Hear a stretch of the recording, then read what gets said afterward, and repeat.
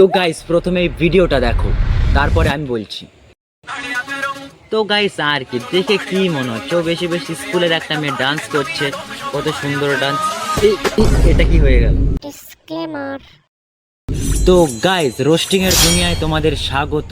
আর guys দাঁড়াও দাঁড়াও, তোমরা যাচ্ছ কোথায়? এখনো তো বাকি আছে, এখনো স্নান করা, তারপর রাতের খাবার এখনো বাকি আছে।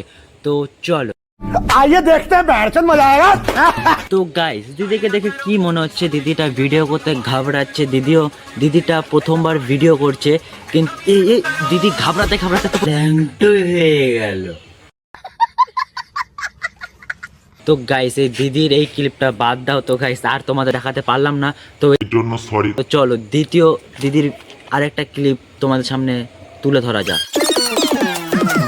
তো গাইস তো দেখো দিদি এটা ঘর পোছছে, কিন্তু গাইস এইভাবে কে ঘর পোছে? তো গাইস আমি জানি তোমাদের কি মনে হচ্ছে, তোমরা মনে মনে ভাবছো যে আমাদেরও এমন একটা ঘর পোছার লোক চাই বা কাজের লোক চাই, যে যাকে দেখার সঙ্গে সঙ্গে না মাল পড়ে যাবে।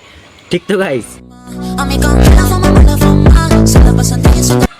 তো গাইস তোমরা চিন্তা করো না, তোমাদের জন্য এই দিদির নাম্বার আমি সেট করে রেখেছি। তোমরা শুধু ভিডিওটা শেষ পর্যন্ত দেখো, তোমাদের এই দিদির নাম্বারটাও আমি দিয়ে দেবো। তারপর তোমরা ঘর পোছা কেন আরো কিছু করতে পারবে। তো চলো এবার দিদির দ্বিতীয় ক্লিপে যাওয়া যাক। দিদি এরকম করে দাঁড়িয়ে যাবে।